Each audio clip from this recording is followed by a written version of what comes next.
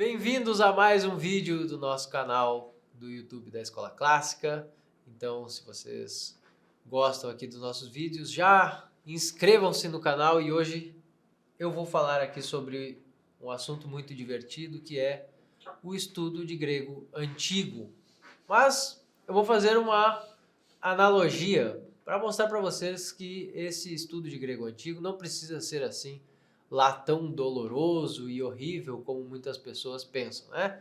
Então, primeiro de tudo, eu diria que é bom abandonar a opinião, e muitas pessoas têm essa opinião, de que a língua grega é quase como uma língua alienígena, né? Então as pessoas dizem assim quando não estão entendendo aqui no Brasil: ah, isto é grego para mim. Então logo, já no primeiro ditado popular em que nós ouvimos falar sobre a língua grega, nós temos já por pressuposto de que aprender grego é algo quase impossível, algo apenas para gênios, algo apenas para pessoas selecionadas, etc. E o que eu tenho para dizer aqui é que não, é que nós aprendemos essa língua, assim como o latim, ou como qualquer outra língua antiga, como se nós estivéssemos num jogo, tá? Então, eu proponho aqui a analogia do jogo, portanto, para falar sobre a língua grega. Por que eu proponho a ideia de um jogo? Porque a experiência que nós temos comumente, tá? Então nós temos diversas experiências de estudo, nós temos experiências com problemas complexos que nós enfrentamos na nossa vida, mas os jogos trazem algo muito similar ao estudo de grego ou o estudo de latim, por exemplo. Mas vamos focar aqui depois em falar de etapas do estudo de grego. Então assim, quando nós vamos aprender a jogar, nós temos jogos de carta, por exemplo, tá? Então tem lá pife, canastra, truco, essas coisas. Aposto que algum desses jogos vocês aprenderam, nem que seja o jogo da paciência no computador, né? E de algum modo nós somos apresentados às regras do jogo. Mas antes de sermos apresentados à regra do jogo, o que nós precisamos compreender desse jogo? Primeiro nós precisamos dominar ou entender as cartas. Nós temos ali cartas com números mais ou menos de 1 a 13 ou 1 a 14, e nós vamos ter, claro, algumas vezes nós vamos ter letras e números, nós vamos ter os naipes das cartas, como copas ou espadas, por exemplo. Tá? Nós vamos ter tanto esses naipes, os mesmos naipes nos baralhos espanhóis ou nos baralhos franceses, etc. Tá? Mas notem que quando nós estamos na roda do jogo, nós temos lá aquele momento de conhecer as cartas, conhecer aquelas regras, conhecer o que cada carta vale. Olha, esta vale mais do que essa. Esta aqui pode, sei lá, duas dessas aqui resolvem o jogo. Né? No poker, por exemplo, nós temos diversas combinações entre essas cartas que podem valer mais ou menos. No truco também.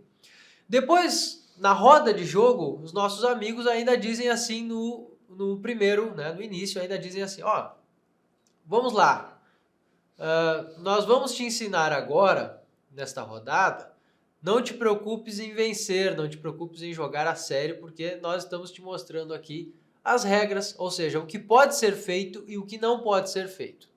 Não é mais ou menos assim? Quantos de vocês já não entraram nessa mesa e disseram, tá bem, vamos jogar, vou tentar. Ninguém está preocupado nesse momento em ser o melhor jogador desse jogo de cartas. A não ser que uma pessoa tenha uma ambição de enriquecer no poker, por exemplo, que eu acho absurdo, né? Alguém que já entra apostando a vida num jogo de poker. Eu acho difícil. A não ser que a pessoa tenha muita experiência, ela pensa, olha, posso ganhar algum dinheiro com poker. Tá? É só uma suposição aqui para que vocês entendam a analogia. Então, olha só. Ao entrar no jogo de cartas, então, temos a apresentação dos naipes, dos números, o que vale cada carta, depois as combinações. No caso de um jogo, por exemplo, do truco, ainda é possível desafiar um oponente.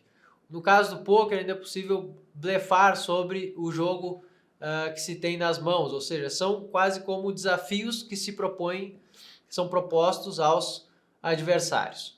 Né? E desses desafios nós podemos fazer algo ou não. Nós podemos até mesmo nós conhecemos as regras desses desafios ao longo do jogo, tá? Nós sabemos que se ele tiver uma combinação melhor do que a nossa, nós perdemos e então devemos comprar cartas, por exemplo. Devemos ganhar mais cartas ou devemos doar aquelas moedinhas do jogo, etc. Tá? Aprender uma língua não é muito diferente de um jogo como esse. Vamos lá. Primeiro de tudo, e aí vem um dos maiores desafios para os alunos, é o aprendizado do alfabeto grego. Nós temos ali quase como aprender números e naipes de cartas, certo? Nós precisamos conhecer o valor daquelas letras, o valor fonético daquelas letras. Nós precisamos saber não só o valor fonético, mas como aquelas letras combinadas em uma sílaba soam para nós. Ah, professor, mas aí é claro, eu vou estar ansioso para aprender não só a ler o alfabeto e identificar as letras, mas para passar para os próximos passos. Pois é, no jogo tu não estás assim. No jogo de cartas, tu não ficas assim, tu não tens vontade logo de sair vencendo no jogo de cartas. Não.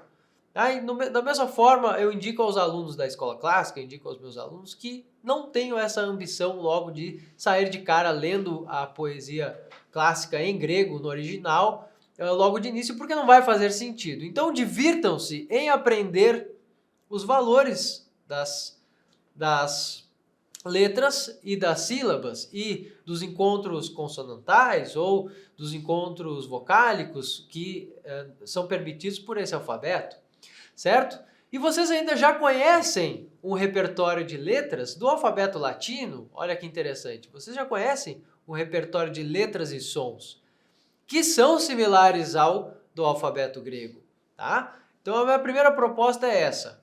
Encarar o alfabeto grego inicialmente como um jogo, uma brincadeira, em que nós vamos combinando os sons, assim como as crianças brincam ao aprender o alfabeto na língua portuguesa, o alfabeto latino, brincam de combinar aqueles sons, brincam de formar as primeiras palavras. E ainda há aquela brincadeira reversa de ouvir uma palavra e tentar escrever aquela palavra. E nós vamos ter, por exemplo, eu lembro de ter escrito, uma das primeiras palavras foi coelho. Na tentativa de escrever coelho, eu escrevi coelho, né? Então é uma brincadeira que as crianças fazem ao tentar escrever. Os adultos olham aquilo, dão uma risada, certo? Então é um modo lúdico de começar esse estudo. Nós não precisamos ter aquela máxima vontade de alcançar já os primeiros conceitos, as frases completas e a análise sintática da língua. Não, vamos devagar.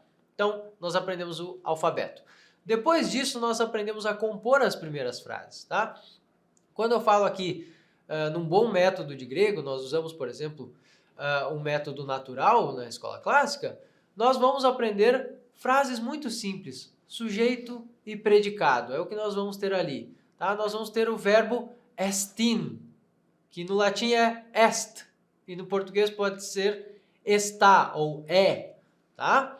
Então, são frases muito simples que vão ser ensinadas de início e já é possível brincar com a combinação dessas frases, tá? Já é possível jogar com essas primeiras palavras e os seus valores, certo? É claro que nós já teremos passado pela primeira parte do jogo, que é aprender ali, letra por letra, o som ao qual elas correspondem e as suas possíveis combinações, tá? Então, aprendi o alfabeto grego, comecei a ler as palavras, comecei a conhecer agora o valor semântico das palavras e comecei a combiná-las em frases que descrevem realidades bem simples, como por exemplo, Ho dikaiópolis anthropos estin.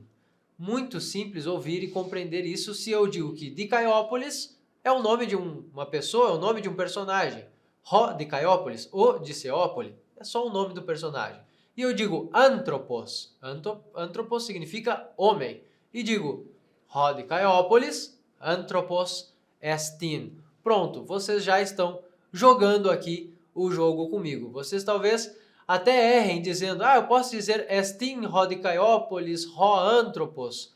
Podem, mas fica uma frase estranha, por exemplo, se for solta, etc. Eu corrigirei aquilo que vocês quiserem criar, por exemplo, né? Então o professor deve ser como um desses participantes que vai dando as regras, vai corrigindo, às vezes até pode dar uma risada. Não, isso aqui não tem nada a ver, isso aqui não pode ser formado, mas eu entendi por que tu tentaste criar essa sentença e tal. Isso é importante que haja essa interação com o jogo, né? Como aprender a língua aos poucos, divertindo-se com essas etapas, certo? Então, a minha proposta é a seguinte: vocês podem, aqui no YouTube mesmo, né, no nosso próprio canal, vocês vão ter lá a aula inaugural de grego, divirtam-se, tá? O que pegou das palavras, pegou. O que não pegou, depois pode perguntar, pode tentar criar outras frases com aquilo que viu, pode não ter pegado um conceito, mas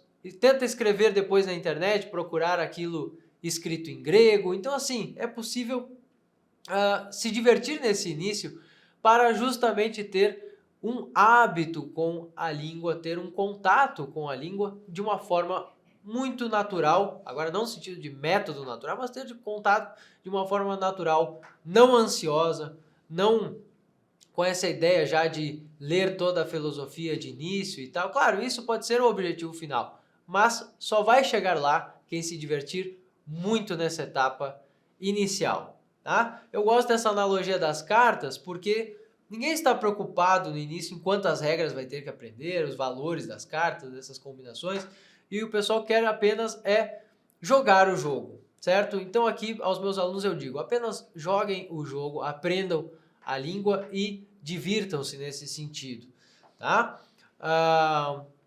Mesmo quando alguma coisa parecer um pouco mais difícil, ela pode ser solucionada também. Não há dúvida difícil que nós não hoje tenhamos materiais para solucioná-la também, quanto ao estudo de grego, mesmo o estudo de grego, né? Aquela língua alienígena, pelo jeito, para a maioria, certo? Então, eu fico aqui com essa proposta de analogia. O que vocês acham disso? Podem dizer aqui, podem perguntar sobre essas etapas das quais eu falei do estudo de grego, tá? Podem, enfim, perguntar como a escola clássica resolve isso no caso dos alunos. E fiquem à vontade, então, para falar sobre grego com naturalidade. Muito obrigado e até uma próxima.